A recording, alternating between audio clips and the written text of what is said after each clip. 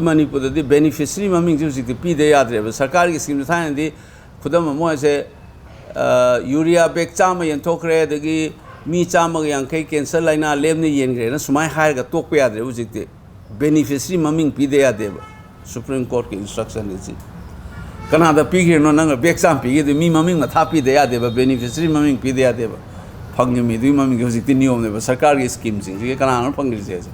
even really can the piece of Kadai the pig no I was a P they are there Adumine talk na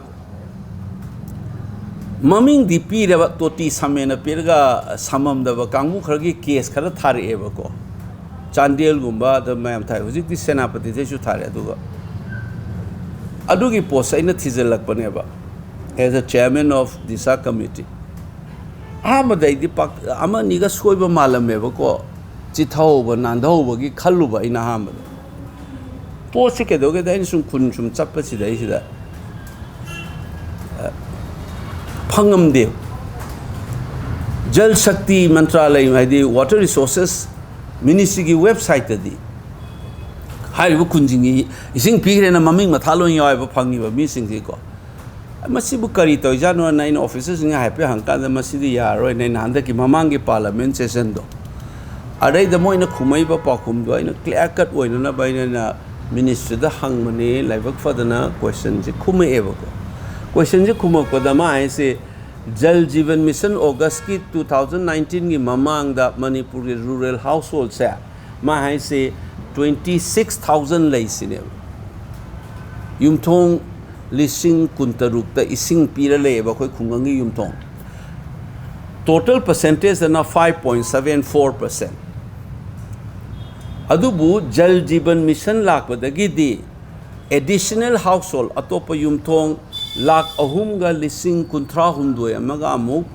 Ising Pire Sineva. Heidi August 2019 Mamanga Kungangi Yumtong Lising Kuntarukta Ising Same Manipura. Jal Jeevan Mission Lak Badadi Jal Jeevan Gi Makada Atopa Ahenba Lak Ahunga Lising Kuntra Humdue 3,33,000 household Pire. I don't know total Manipur household Ising Toti Pangaba Kunda Lady Bakungangi Yumtong Masing se Lak Ahunga Lising Yankai Mapaneba 3.59 lakhs. Total percentage in a Manipur Yumtong Kungangi Yumtong Ising Toti Takna Azumagi waters Yam Section Igazani Akoigi Taknanaba APHABA functional by the Tabak Tauraba Adu connection and high Marunche. Samaga Tambadana Triba High City. Functional or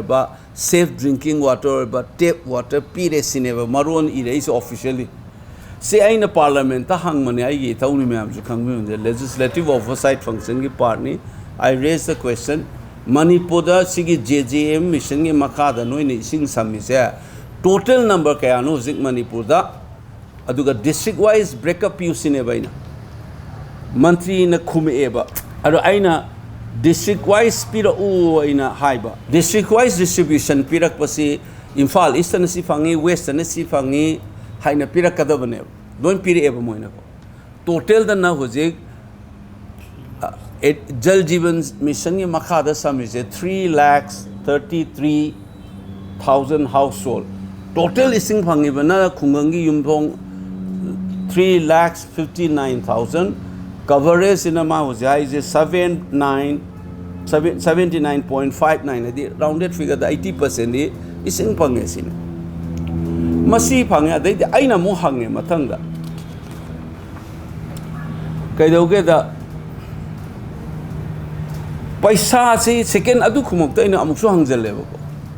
No in a Jal Jeevan mission Makada Manipur the Ising Samada, Paisakaya season Agrage and Aina Hangmanever.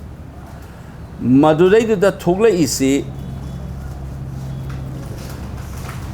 total figures is the listing amagachani kunithoi crore mu changeba adu manung the central government na spent over na 1078.82 crores. State government ge component na 124.3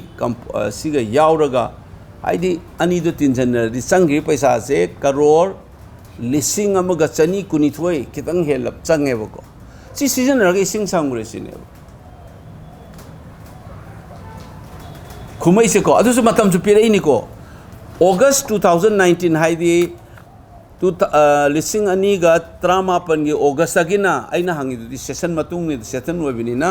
July 2025 तिबोगी मनुंग the सम्मेबसि युमतोंग जे सी संग्रे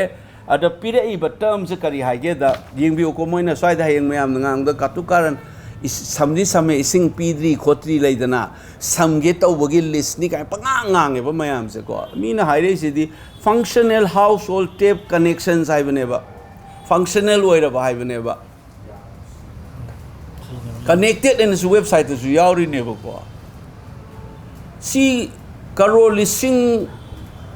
अमगा चनी कुनी थोइदे हेन चंगगा युमथोंग लाख अहुमगा कुंथ्रा हुमदोय अदुगा हानगी थाजलगना लाख अहुमगा यांखै मापन लिसिंग यांखै मापन पीग्रे हाइसे सी pi r मतुंगा इन हंदक से sample लोखट पनेबा panchayat की group खरा लोकला इन district सिंग सिदा tour तौबनेबा इ मनुंग सिदा अदुगा खुनगी क्लब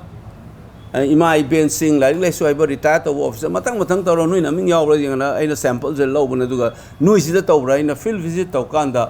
अमत पाक्तकना समम देबा आइना हाना खलुम नमी अमनि चिथौबा आइना खलुजा विलेज आफ्टर विलेज आइना चलुबा सिदा समम देबा अमत अदुना ताकपति it is one of the biggest scam ngarang nan mapan daga di 350 crore gi scam to en haide khoi da di involved to say 1222 crores mukineba adu su banki scandal ni mu ato ina sina mi gi maming palla ga sai gi ming jam do ne ba Angomcha Bimol Akoijam hairga ising same kai na main ju maming ili ne ba yang ngakpam na yumthong hairaga ne ko प्रधान होबे इमुंग अमदनि मसान हाइरे ने आइगिसु यावले मियाव nga idi na han प्रधान Oram न मान कया केदा मादि मासु माइ नुपिजु मम उरकना ला मसान मम एहुंgi ममिंग याव बे सेम इमुंग सिदगी अनु ताकपदि ममिंग जे पापान द पांचलगा इसिंग पिगरा kan पैसा जे कना गु मकांगबु खरन नुआइ थोखरबगी पोट अचौबम लैरेबा मियाम निसंग बियो before scandal adu scandal lain tawradana tawra problem thuine lepa ko khoi manipur da disige scandals maina chaung ho je ma tholai ne si saka migi right to life ka khusam na ba safe drinking water na khungangi mi sing da kai su khangoi da bai type ta tawraga paktak na lokthokhi bagi mawong ne bai no je uris aina ngasi bawo chalu ba village se na chau che adagi fubala adigi swagi kyam gai anak pada yengba pasoi atopa kunju yauri ko yam na aina ningjang butu khai ba aina trama tu trying to mung se satlu bane ba mathang aduga on video recording tawraga aina mi singja hanga ine nang maming kai yawi ta da nang kai yawi ninga ga hanga ine ba aduga moi gi club ki naram je noi sidu samabra ne pa da kanam leite da si maming singje loin yenga da krai de samdoi no sir am chu leite na aina armaina in chalak pi sigi scandal si am chaung na thu eba ko aina phanna social media da flag top tawi masi kamai to na public singjena aranba achumba chatpa anobu manipur moi gi haita disugum scandal je duga right to life ko su samnaba isingilam sugum ja masi tobam thokte na khaleba ko aduga samba hana gi samamba isinga su khongman gi ising tai kai na ingon da paktha thajale picture je ko thakpa ba ising na teba toti hango kana sample pire ba ingon da video thajalak pa yawe ko and Akoijam sida ising laidana su laire public ki issue achobama right to life ko su khusam nai be ising supply to basa masi tawsu tawdra khoida aduga scheme khara da su phong na puram ga samane be thousands ne bai nu urais yum khungang amada samapan yumthong ni maming li sawe we lising amaga kuntere to bu yawi changa ga kuthama thoi to bu khungang yawi ising pigre na tawri myam ari khwai ngakpam na sidai sida village water and sanitation committee nam leba moine in charge oibane ba poche ko pradhan amana oiraga sisu ang ngakpa moi masabo khangda bai type to ko lebu si officially moi bawa thoina aware ising pigre bo khangam da ising phange haiba mi du da natana sigi committee members bo khangam da bagi port ki mongju ai lam inu se ai na field visit to kan da tengna reba ground da atopa mana last mile connection gi paisa je scheme si da yawe ba yumthong amamda sambada lupa se lising ahum changne hairana sa lising ahum changne di adu tadi sigi khungan sigi panchayat si makada chama yumthong chama samge di lising ahum chama di lak ma panje hujiki committee si da pi doi neba si su moina yumthong dei lokhat leirameba adu luckily aina pharuba ahum mai du di pesa handore entai engon inform tawreba it's been returned back aina office ki meeting da haram madagi adu aina mafong hang chap su pesa khongo ke ta haire samamaga gasna lobuduna topamni ising lak ta ba samgradi dung gasna ji akoi am baseline number lor ma ya bi chance reba ko sinata ba samdringai da su dum lorabra aduga magi last mile connection to we out so it's a big scandal ama over scam leire manipura court monitor tawraga masigi se investigate amta tawbiu aina PIL amasung si thabane baina and the court of high court and I hope the honorable court will take care of because it concerns with the right to life of the people. Safe drinking water is a component of right to life and a fundamental right. Well, it's in a prayer to give never at least 1 hour to 2 hours gumagi tape water supply PBU Manipur aduga JJM jong court na monitor tawraga sigi sim tawbiu do government na sumasi fazana audit tawraga kadai de kari pigi haina ama tawbiu na ngasi court move tawbuni adugi ne ina mayam the press hore nga lega mayam detail lu court e sudum no bi ani ko moi de ki changga awareness sam change khoi da ising je fundamental over potni miyam na suna public issue ne se personal problem dong na aigi family level da solve to wasting leiraga solve to roidam ni sida choba sarkar gi loisang bivag miyam leini moi sida accountable and mam changi ising je miyam na su aina miyam da mana jal shakti mission gi bagano se jal shakti mantralay se water resources ki website ta changbiraga JJM aina click to view Jal Jeevan Misson and Aduga state and Manipur and click to view Manipur the district ne Aduga Panchayat the Sangaga I Kungi Panchayat Kisida JJM Makada ising Pibra and check to view ising Pibisida website alone to Lokaneva Agnamu the me mumming they can only to Lokani Adu Isai Sagi Kunching the Miam the say proactive in a Loviraga I quite Kunju or Mabra when ising PIP the Sida Yaubra say like let's have a Maru in a youth singer. See yang biraga field work to viraga you can always file an FIR. I giving the lokhoki borga di court the police FIR to view natraga organization karikarana natraga pradhan natraga leaders in PIL thar se ai khoi khunna sumaina sing lokhokrasi ungta investigate to view haina miyam gi home changi adu natraga di aina na hawai de haijabu MP amakakta na kasu taw yab jana te na adugi ai gi tawbam thokoi tawdo tamaga media gi through dai gi lepak ilei cha sing na paw tam jang gi aina press conference sinjabagi wan mai service di akoi tumina lebam tawde si akoi normalize ok sangi dore Manipur di normalize ta tawge tawbas adum lesson bi khanare kaire investigation tawbo khotaba sigi anything akoi handak toibe se any gi crisis ju tapna normalize tawgidra na I wonder that I say vote left thing again mamang the I some 20 Punjab I heg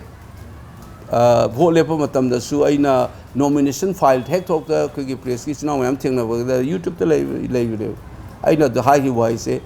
I itona na tawba ya roy sidi miyam pulap tawmina ga da thabak ne awon Manipur sa haija gi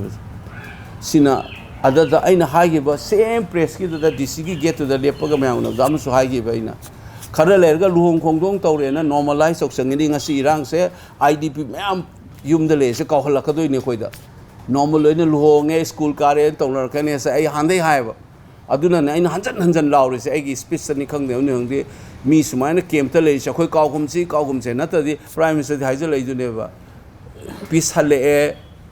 school kare the hospital hange thabok tore office kare high on the floor of the house this is called normalization of essentially an abnormal condition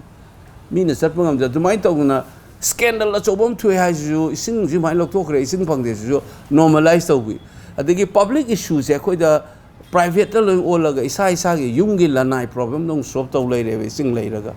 Kaido no department like kai chakra kaido we thada the water supply kai no like sig reservation kai no kadai de samai no high bit akoi season de ba koi da se akoi see every hiram ko de mak tane koi